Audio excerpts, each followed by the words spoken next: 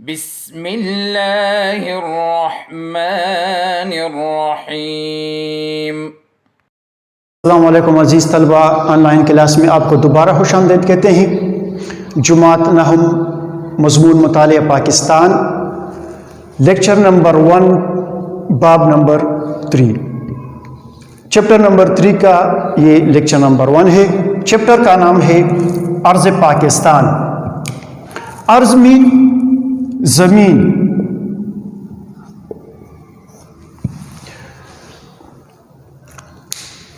Chapter number 1 میں ہم نے پاکستان کے نظریے کے متعلق پڑھا تھا۔ پہلے انہوں نے ہمیں ایک نظریہ دیا اور پھر چیپٹر نمبر 2 میں ہم نے اس نظریے پر کام کیا اور چیپٹر نمبر 2 کے آخر تک ہم نے پاکستان کا قیام ممکن بنا دی۔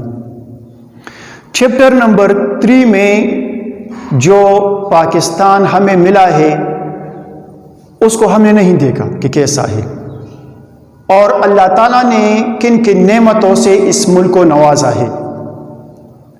تو بہت کم لوگ ایسے ہوں گے کہ مختلف مقامات کی سیر کیے ہوں گے، لیکن اکثریت ایسے ہیں کہ وہ پاکستان اور پاکستان کے مختلف علاقوں اور چیزوں سے ناواقف ہے۔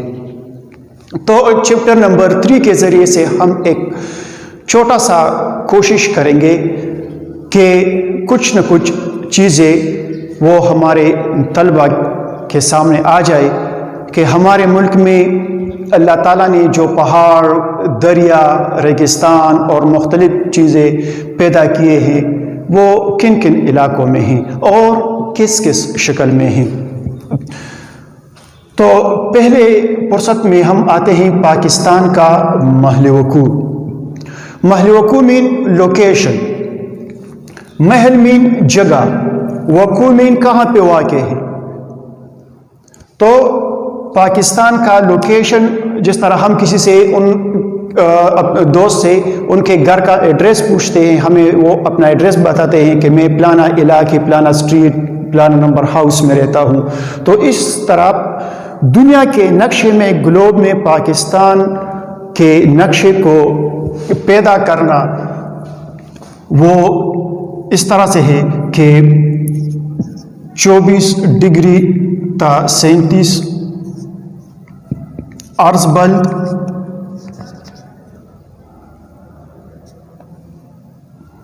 اور 61 ڈگری تا 76 ڈگری طول بلد، ان لائنز میں ہمیں پاکستان ملتا ہے۔ عزیز طلبہ، آپ نے غور کیا ہوگا گلوب پر مختلف لائنز ہوتی ہے، ایک یہ عرض بلد کے اور پھر کچھ طول بلد والے لائنز بھی۔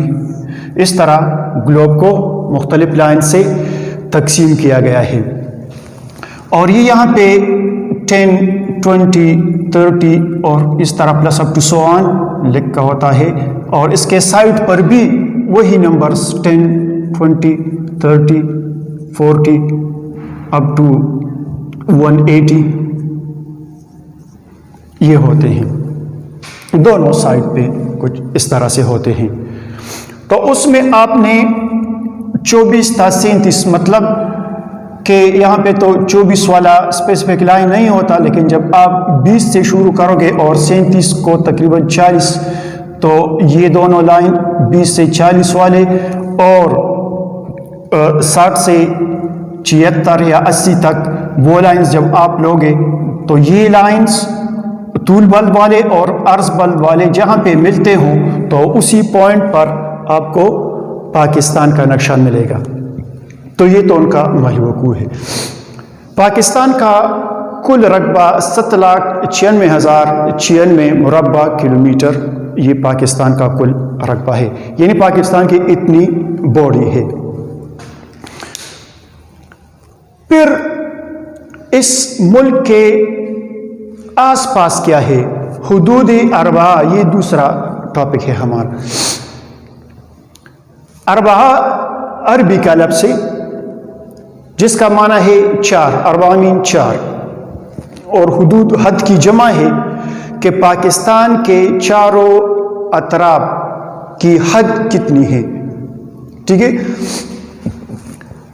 تو پاکستان کے شمال میں ہمارے ساتھ شمال مشرق میں، یہاں پہ میں واضح کرتا ہوں، ہم چائنا سے سٹارٹ لیں گے. ان کے ساتھ تقریباً 585 کلومیٹر کا بارڈر ہے.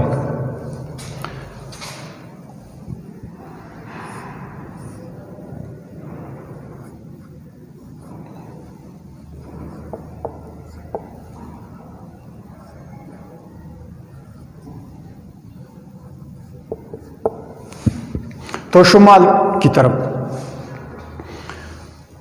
چائنا ہے اور اس کے ساتھ ہماری حد یعنی بارڈر وہ 585 کلومیٹر ہے.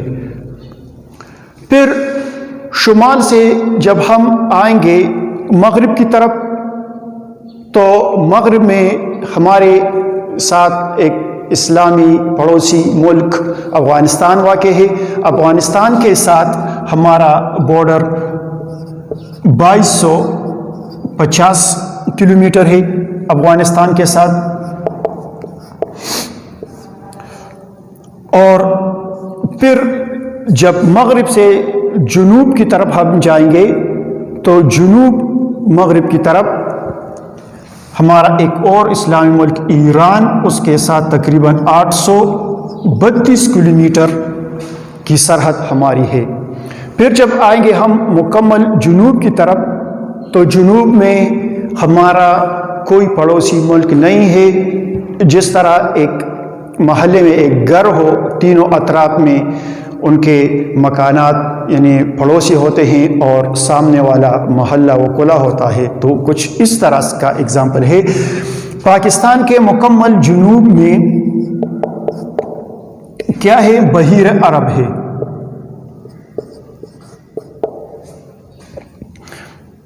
بحیر عرب ہے اور وہ حد 1046 کلومیٹر کا ہے. پھر ہم جب مشرق میں آتے ہیں تو مشرق میں ہمارے ساتھ صرف ایک ملک ہے، بھارت، ہندوستان یا انڈیا، جس کے ساتھ ہمارا تقریباً 1610 کلومیٹر کی بارڈر ہے یا حد ہے. تو یہ اربعہ چاروں حدود پاکستان کے ہمارے پڑوس میں کون کون رہتا ہے، کون کون سے ممالک ہے، تو ان کے نام سامنے آ گئے. ان کے ہمارے ساتھ حد کتنا ہے، وہ حد کا تعین ہم نے یہاں پہ بورڈ پہ واضح کر دیا کہ اتنا ہے. اس کے بعد پھر ایک اور ٹاپک پاکستان کے محل وقوع کی اہمیت آتا ہے. ایک بہت وسیع ٹاپک ہے اور انتہائی اہم ٹاپک بھی ہے. پاکستان دنیا کے نقشے میں ایک ایسے جگہ پر واقع ہے جسے ہم ایک قیمتی پلاٹ کی طرف تشبیہ دے سکتے ہیں یا ایک قیمتی پلاٹ سمجھ سکتے ہیں. پاکستان ایک تو مشرق سے مراکش سے لے کر مغرب میں تقریباً ملیشیا انڈونیشیا تک ایک مسلم پٹی ہے، اس میں واقع ہیں. اگرچہ درمیان میں بھارت آتا ہے لیکن بھارت میں بھی چونکہ تقریباً کم و بیش 22-23 کروڑ سم تھنگ مسلمان رہتے ہیں، تو اس وجہ سے ان کو بھی اس پٹی میں شامل کیا ہے. اور بعد میں بنگلہ دیش اور وہاں سے ملیشیا انڈونیشیا تو اس پٹی میں واقع ہیں.